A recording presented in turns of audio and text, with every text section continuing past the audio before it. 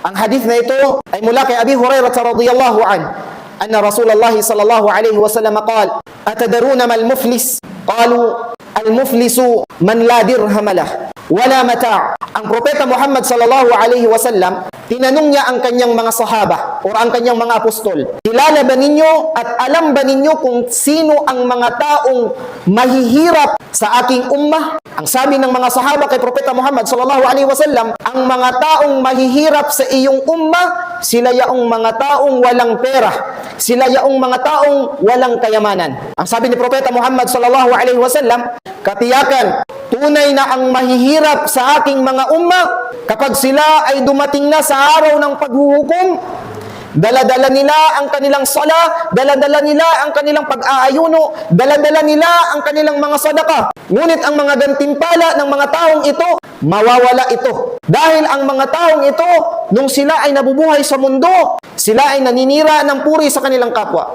Sila ay nananakit sa kanilang kapwa. Sila ay nagsasalita ng hindi maayos sa kanilang kapwa. Sila ay nanghahamak sa kanilang kapwa. Kaya ang mga gantimpala ng kanilang mga nagawang ibadah sa mundong ito, mapupunta doon sa mga taong ito. Ukhidha min khatayahum faturihat alayh. At kapag naubos na ang iyong gantimpala dahil naibigay na sa kanila at wala ka nang maibigay, yung mga kasalanan nila ay maibibigay sa iyo.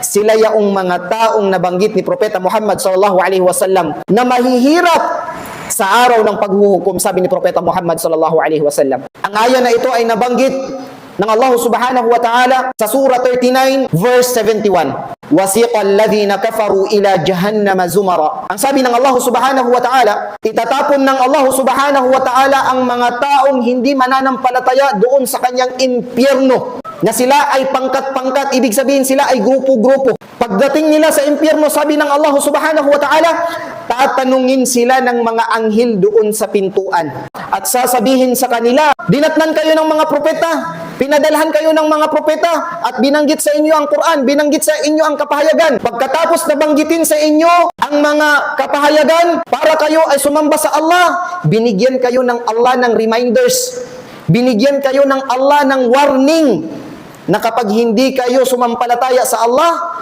makakapasok kayo sa impyerno. Wa khaliqin nasa bi khuluqin hasan.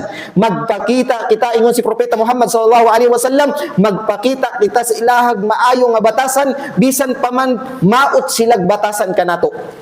Kay para pag abot sa adlaw sa paghukom, wala sila'y ma-complain, wala sila'y ma-complain sa Allah. Nga ayon nagpasudlan ng tawanan na, kay dautan na siya sa mua. Dili na mayog batasan sa mua. Ang tudlo sa Islam, mga igala, mga igsoon sa Islam, tarungon nato ato ang isig katao. Bisan pag non-Muslim sila, bisan pag disbeliever sila, wajib lang gihapon, obligado lang gihapon nga ayuhon nato sila. Kay mao ang tudlo sa Islam, mao ang tudlo ni Allah subhanahu wa ta'ala. Kung unsa may nabuhat nato nga kadautan sa ato ang isig katao, na pagbayaran jud nato na didto sa adlaw sa paghukom. Kanang imuhang sala, ang imuhang sadaka, imuhang ayuno, imong hajj, mawala tong reward ato kay tungod sa mga tao nga imuhang giapi, tungod sa imong mga tao nga gipangdaot, tungod sa imuhang tao nga imuha silang gipasakitan. Karon mo complain sila sa adlaw sa paghukom, ingnon nila si Allah nga ya Allah kana nga tao ayo siya pasudla sa paraiso.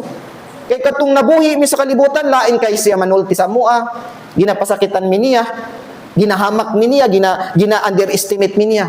Ikaw karon nga malipay na kay tungod makasulod na ka sa paraiso ni Allah, mapugnan karon kay tungod ato nga mga tao nga imuhang gipangdaot. Ang tudlo sa atuwa sa Islam, magpakita kitag maayo sa ato ang isig katao.